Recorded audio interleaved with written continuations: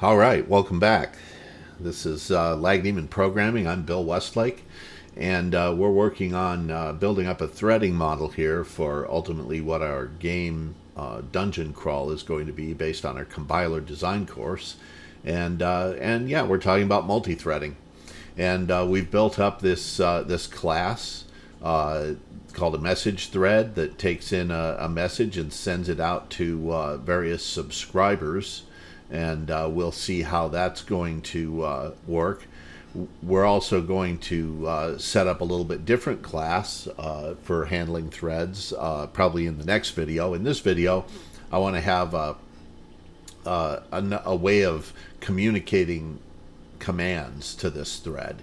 And for the moment, we're going to have only one command. And to do that, we're going to create an enumeration here that's going to be our command enumeration. And for now, it's just shut down, but we might add some additional commands to it in the future. And then we're going to create a very simple command message. I'm just going to paste this in rather than typing it all out. So this is based on our message base class here, and it takes a thread commands type in, and so this creates a message and it just uploads it, and we don't have to worry about all the rest of this stuff is all there because this is a class that derives from that one. So that's good. The next thing we want to do is create a way to queue these into our thread class. And so we're going to have again a standard queue, but this queue is going to have command message as the type, and it's going to be the command queue. QUE. There we go. So we have a command queue. Now down here where we have send message, we're going to create an overload of this. So we'll just copy it because it's going to be virtually this. Oops. We'll copy it. But instead of message, it's going to receive a command message. And instead of the regular queue, we're going to use the command queue. So that's just going to queue that up differently. It's going to queue it into the command queue. Now this is where we're going to get just a little bit tricky here. Is right before this while loop that processes this, we're going to process command messages. And we're going to do something that might seem a little bit weird. We're going to come down here and we're going to put in a label called exit right there, and this is going to be our exit point. And the reason for that is we need to be able to exit the loop. Actually, we can do it up one. Well, in this case, it probably didn't matter. We'll create a label called exit.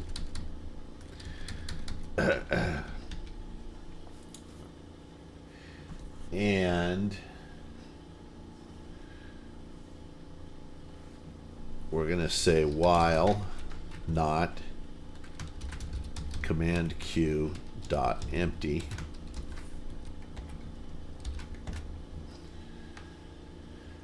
and go auto message equals underscore command queue dot front. Auto we'll do underscore command queue dot pop, and we'll go switch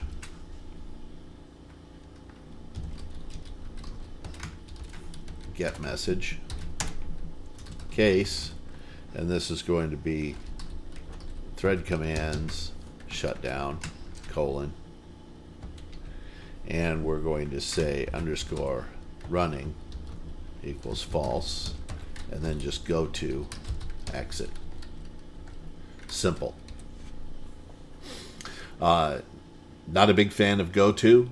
That's okay. This is kind of a common pattern when you need to escape from multiple inner loops like this. We're inside of a loop, and we want to get completely out of those loops. It's fairly clear what's going on. It doesn't cause a lot of confusion. We're just jumping down here to the exit. We could do some cleanup if we needed down here under this exit. The running is now false, and it'll see the false there, and the loop will simply exit. So we can now do a make sure this builds correctly. It doesn't. Made a typographical error somewhere. Exit. What did I do?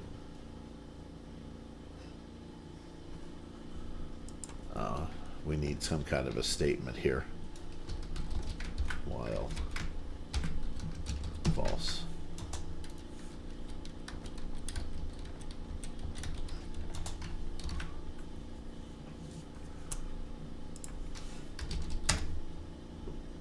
Yeah, you just can't put a label out in the middle of nowhere. So this is one good example of using a null statement of some kind. In this case, it's just while false. Actually, we could probably just do a null statement. Yeah, we can. So we can actually put that up here.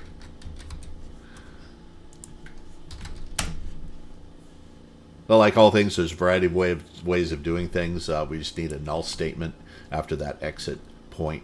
So this is all this is doing is saying we got the command message, set running to false, and go to exit. I can put that all the way down here and then not do the running. We could just say while true and not bother with the running variables. In fact, let's go ahead and do that. It'll be actually a little cleaner. We can get rid of this, have this go to exit. We can move this exit down one layer here, down to here. Now it's exiting the loop completely and ready to exit the function. And we can come up here and get rid of this running state. We don't need it anymore. We can get rid of this. We don't need to use that. And let's make this. That's good. Now let's test it real quick. And I forgot to set my timer. Oh well.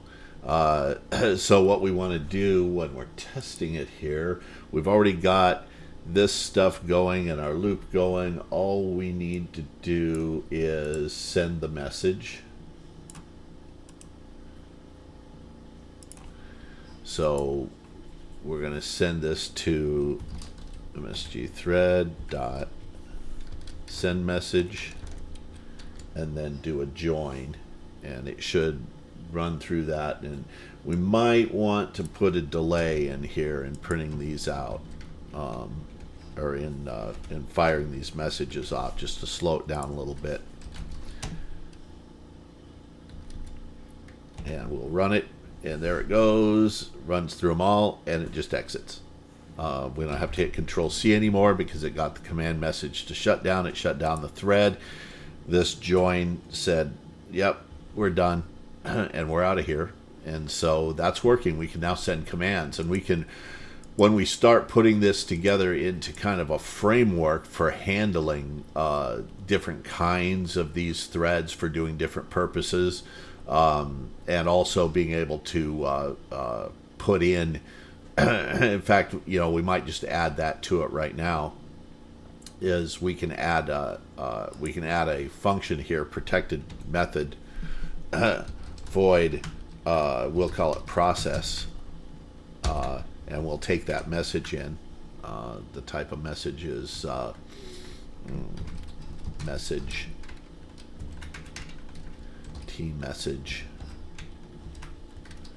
message, and we'll just leave it empty. So we can use this without that, but we have this process command, and we can do process, actually let's call it pre-process, and let's make it virtual, and let's make it this one post-process. And so whenever we get a message, we will call pre-process message. We'll send it to the sub. Actually, we will call it here, pre-process the message, send it out to all the subs, and then we'll do a post-process message. So this is going to add some flexibility into it, so we can derive from this class and do things with these. For things that may or may not have subscribers, we can pre-process this message, send it out to all the subscribers, then post-process the message. And that'll add some flexibility in how we use the class for building different kinds of structures in our threading framework that we're going to put together. As we're going to set up a system where these things can be linked and hooked together to send messages to each other in a variety of ways. So that's it for this video. Thanks for watching. I hope you liked it. If you liked it, hit that like button. If you really liked it, hit that subscribe button, and I will see you in the next video. Thanks for watching.